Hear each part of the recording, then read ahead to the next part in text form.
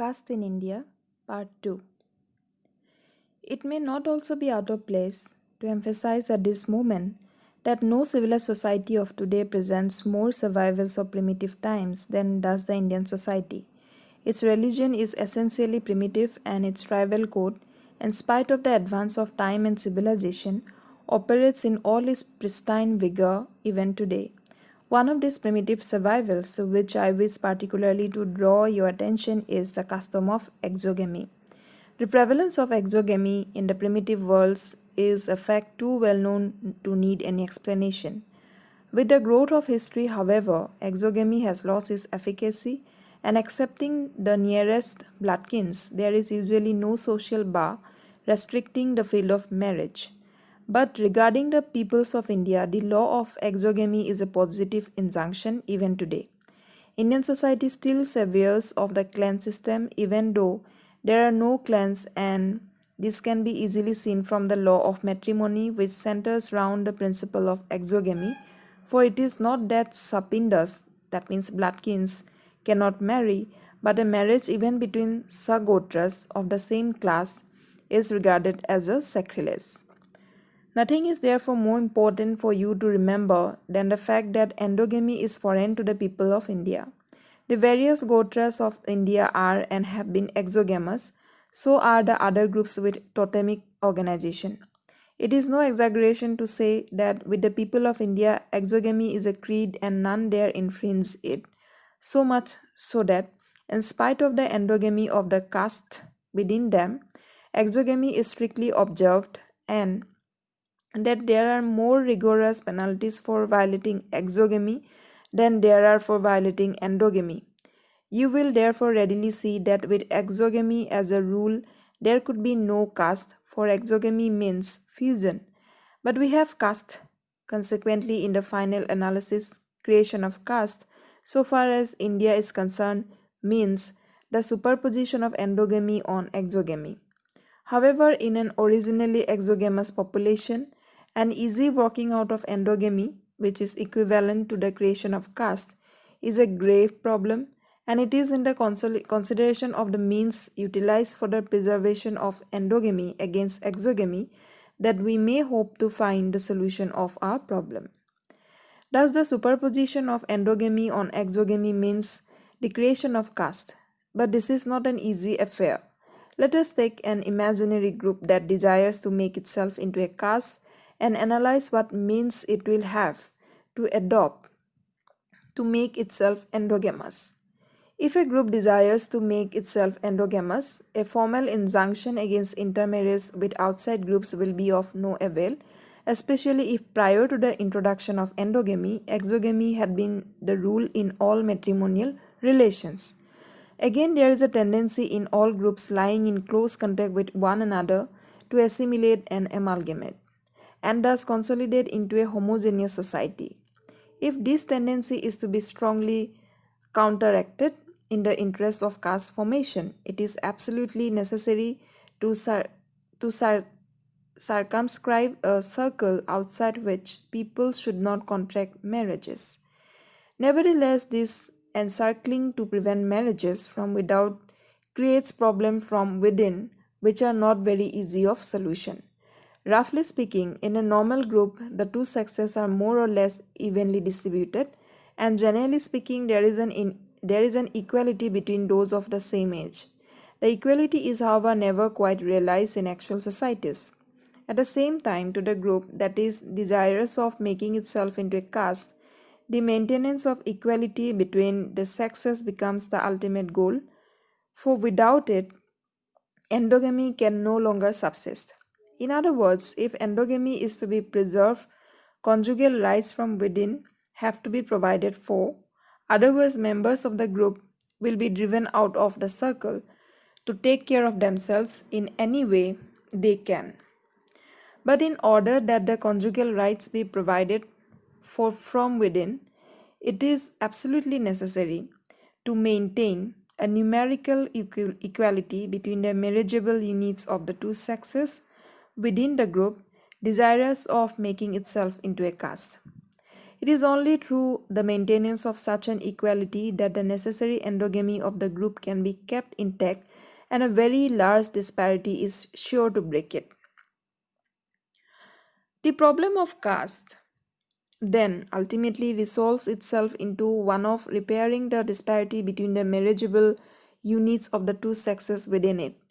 Left to nature, the much needed parity between the units can be realized only when a couple dies simultaneously. But this is a rare contingency. The husband may die before the wife and create a surplus woman who must be disposed of, else through intermarriage she will violate the endogamy of the group. In like manner, the husband may survive his wife and be surplus man, whom the group, while it may sympathize with him for the said bereavement, has to dispose of, else he will marry outside the caste and will break the endogamy. Thus, both the surplus man and the surplus woman constitute a menace to the caste if not taken care of, for not finding suitable partners inside their prescribed circle, and left to themselves they cannot find any, for if the matter be not regulated, there can only be just enough pairs to go round. Very likely they will transgress the boundary, marry outside, and import offspring that is foreign to the caste. Let us see our imaginary group. Let us see what our imaginary group is likely to do with this surplus man and surplus woman. We will first take up the case of the surplus woman. She can be disposed of in two different ways so as to preserve the endogamy of the caste. First, burn her on the funeral pyre of her deceased husband and get rid of her. This, however, is rather an impracticable way of solving the problem of sex disparity.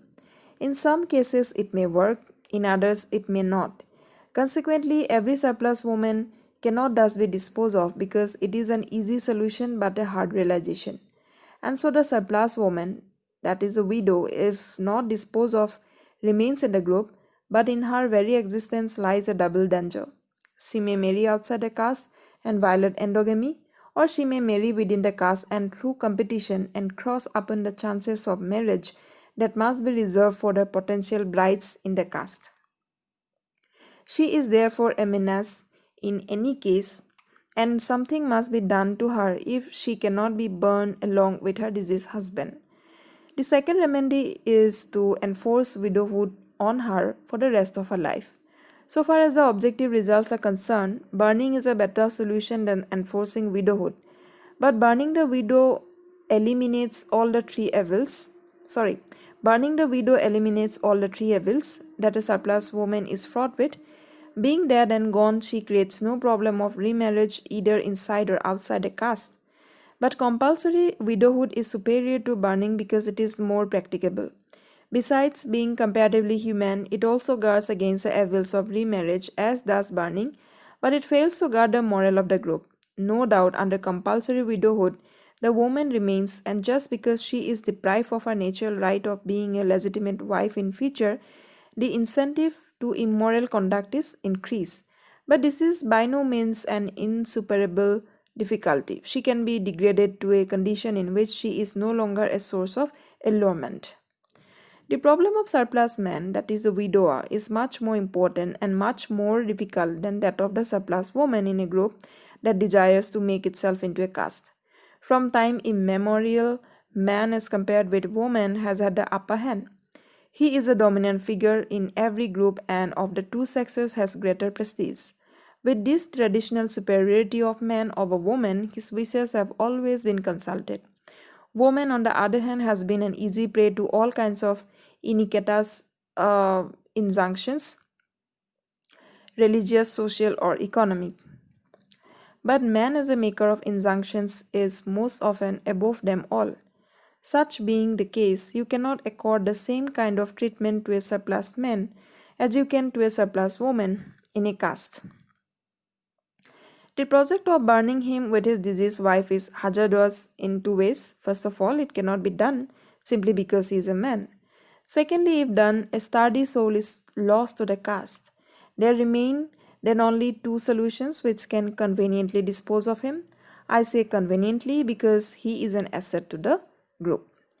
Important as he is to the group, endogamy is still more important, and the solution must be assure both these ends.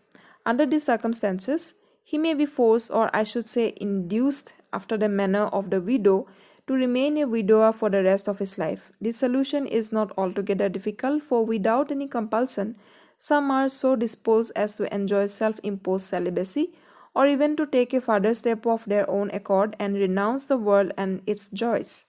But given human nature as it is, this solution can hardly be expected to be realized. On the other hand, as is very likely to be the case, if the surplus man remains in the group as an active participator in group activities, he is a danger to the morals of the group. Looked at from a different point of view, celibacy, though easy in cases where it succeeds, is not so advantageous even then to the material prospects of the caste. If he observes genuine celibacy and renounces the world, he would not be a menace to the preservation of caste endogamy or caste morals, as he undoubtedly would be if he remained a secular person.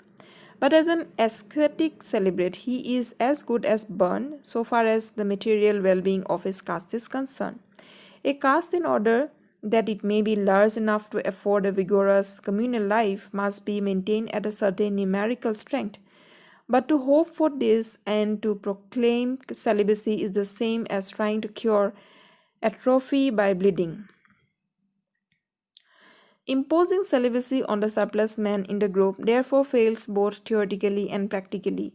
It is in the interest of the caste to keep him as a grahastha, or one who raises a family, to use a Sanskrit technical term. But the problem is to provide him with a wife from within the caste. At the outset, this is not possible, for the ruling ratio in a caste has to be 1 man to 1 woman, and none can have 2 chances of marriage. For in a caste thoroughly self-enclosed, there are always just enough marriageable women to go round for the marriageable men. Under these circumstances, the surplus man can be provided with a wife only by recruiting a bride from the ranks of those not yet marriageable in order to tie him down to the group. This is certainly the best of the possible solutions in the case of the surplus man. By this, he is kept within the caste. By this means, numerical depletion through constant outflow is guarded against, and by this, endogamy morals are preserved. It will now be seen that the 4 means by which numerical disparity between the two sexes is conveniently maintained are: 1. Burning the widow with her deceased husband; 2. Compulsory widowhood, a milder form of burning; 3. Imposing celibacy on the widower; and 4. Wedding him to a girl not yet marriageable. Though, as I said above, burning the widow and imposing celibacy on the widower are of doubtful service to the group in its endeavor to preserve its endogamy, all of them operate as means, but means as forces, when liberated or set in motion, create an end. What then is the end that these means create? They create and perpetuate endogamy, while caste and endogamy, according to our analysis of the various definitions of caste, are one and the same thing. Thus, the existence of these means is identical